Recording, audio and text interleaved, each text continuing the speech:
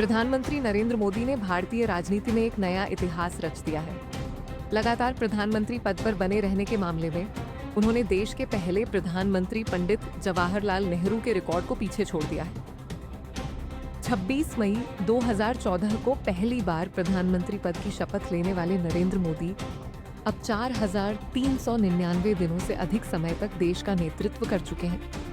इसके साथ ही वह स्वतंत्र भारत के चुनावी जनादेश से सबसे लंबे समय तक प्रधानमंत्री रहने वाले नेता बन गए हैं। पंडित जवाहरलाल नेहरू ने 1952 में पहली आम चुनावी जीत के बाद प्रधानमंत्री पद संभाला था और लगातार 4,398 दिनों तक इस पद पर बने रहे थे। नेहरू ने आजादी के बाद एक नए भारत की संस्थागत नींव रखी, लोकतांत्रिक व्यवस्था को मजबूत किया, बड़े सार्वजनिक संस्थानों की स्थापना की और आधुनिक भारत के निर्माण की दिशा तय की।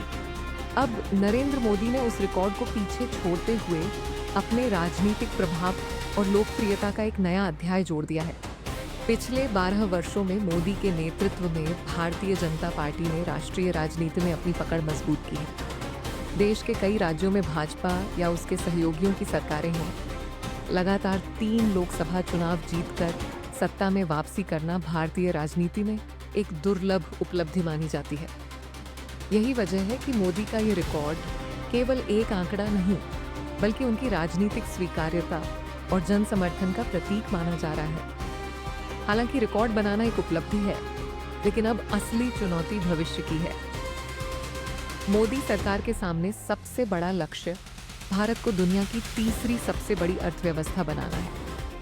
वर्तमान में भारत तेजी से आर्थिक विकास की राह पर आगे बढ़ रहा है और सरकार का दावा है कि आने वाले वर्षों में भारत जर्मनी और जापान जैसी अर्थव्यवस्थाओं को पीछे छोड़ सकता है। प्रधानमंत्री मोदी का सबसे महत्वाकांक्षी लक्ष्य विकसित भारत 2047 है, यानी जब देश अपनी आज़ादी के 100 वर्ष पूरे करे तब भारत एक विकसित राष्ट्र के रूप में दुनिया के सामने खड़ा हो।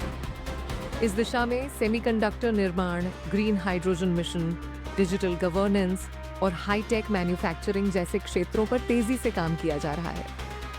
स्टार्टअप सेक्टर भी सरकार की प्राथमिकताओं में शामिल है। पिछले एक दशक में भारत दुनिया के प्रमुख स्टार्टअप हब के रूप में उभरा है। सरकार का फोकस नवाचार, रोजगार और तकनीकी विकास को बढ़ावा देने पर है। इसके साथ ही भारत की स्पेस इकोनॉमी को भी नई ऊंचाइयों तक पहुंचाने की योजना बनाई जा रही है, जिसमें निजी क्षेत्र की बड़ी भूमिका देखने को मिल सकती है। इंफ्रास्ट्रक्चर विकास भी मोदी सरकार के एजेंडे का अहम हिस्सा है। देश भर में एक्सप्रेसवे, आधुनिक रेलवे स्टेशन, मेट्रो नेटवर्क और बुलेट ट्रेन जैसी परियोजनाओं पर तेजी से काम जारी है। डिजिटल भुगतान प्रणाली में भारत ने वैश्विक स्तर पर एक अलग पहचान बनाई है और सरकार इसे आर्थिक विकास का प्रमुख आधार मानती है। विदेश नीति के मोर्चे पर भी भारत की भूमिका पहले की तुलना में अधिक सक्रिय हुई है। वैश्विक मंचों पर भारत अब केवल भागीदारी नहीं करता, बल्कि कई मुद्दों पर नेतृत्वकारी भूमिका निभाने की कोशिश कर रहा है। रूस यूक्रेन संघर्ष, ग्लोबल साउथ के देशों की आवाज़ और संयुक्त राष्ट्र सुरक्षा परिषद में स्थायी सदस्यता की दावेदारी जैसे मुद्दों पर भारत लगातार अपनी उपस्थिति दर्ज करा रहा है।